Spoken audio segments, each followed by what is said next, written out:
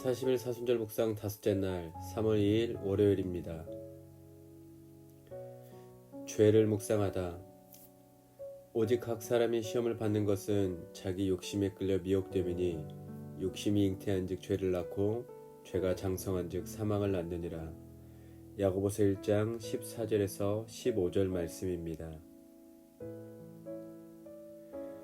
복음은 흙, 먼지, 죄와 같은 우리를 위해서 하나님께서 독생자 예수님을 보내어 대신 죽게 하신 것에서 출발합니다.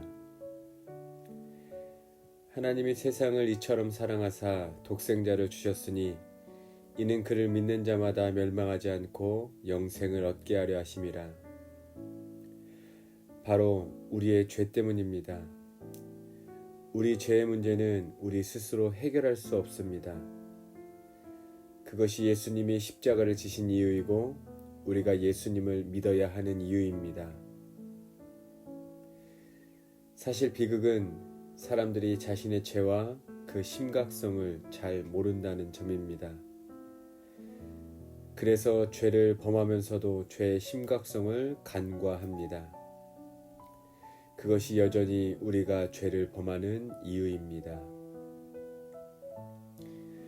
우리는 다 양 같아서 그릇 행하여 각기 제 길로 갔거늘 여호와께서는 우리 모두의 죄악을 그에게 담당시키셨도다.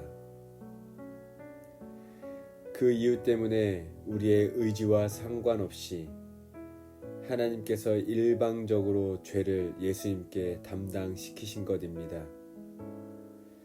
그로 인해 우리가 살게 되었습니다.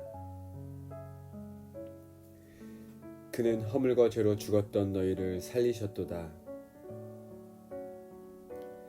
그런데 우리는 그 사실을 잘 모릅니다. 심지어 우리의 죄에 대해 지나치게 관대하기까지 합니다. 너무 무뎌진 상태에 이르게 된 것입니다. 그럴 수밖에 없는 이유가 죄가 너무 넘쳐난 것과 관계가 있습니다. 죄가 죄라는 것을 인식하지 못하는 지경에 이른 것입니다.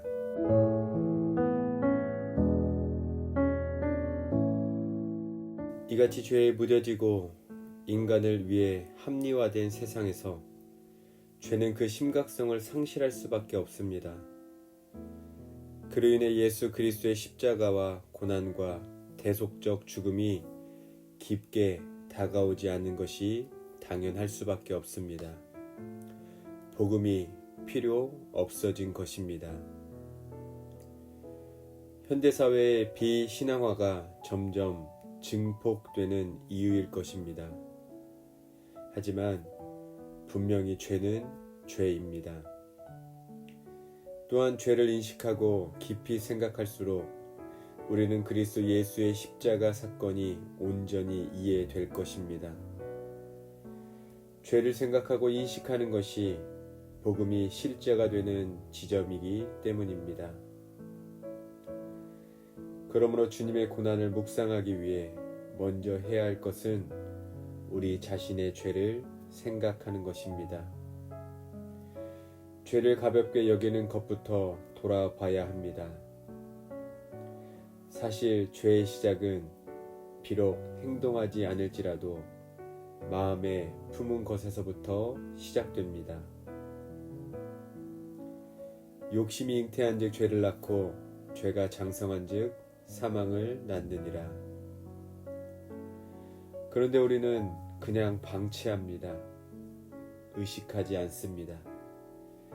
그래서 어느 날 죄가 장성한 모습으로 우리 앞에 나타나는 것입니다. 그러므로 죄를 가볍게 여겨서는 안 됩니다. 미련한 사람은 죄를 대단치 않게 생각하지만 정직한 사람은 죄를 두렵게 여긴다. 우선 죄를 대단하게 여기셔야 합니다. 아무리 작은 죄라도 방치하면 어느 날 장성하여 우리가 막을 수 없는 괴물이 되어버린다는 것을 잊어서는 안 됩니다.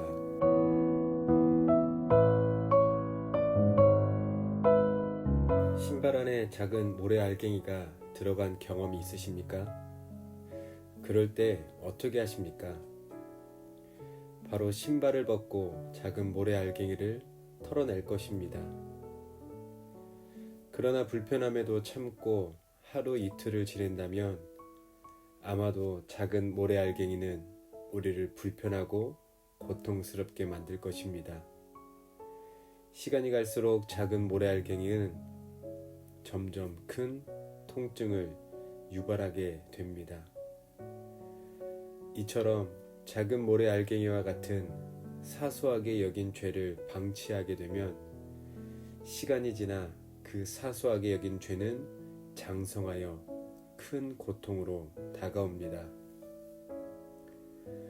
오늘 하루 내가 사소하게 여기는 죄가 무엇이 있는지 생각해 봅시다. 무뎌진 마음으로 인해 그 죄를 방치하는 것이 아니라 그 작은 죄부터 회개하고 돌아서는 하루가 되시기를 예수님의 이름으로 축복합니다.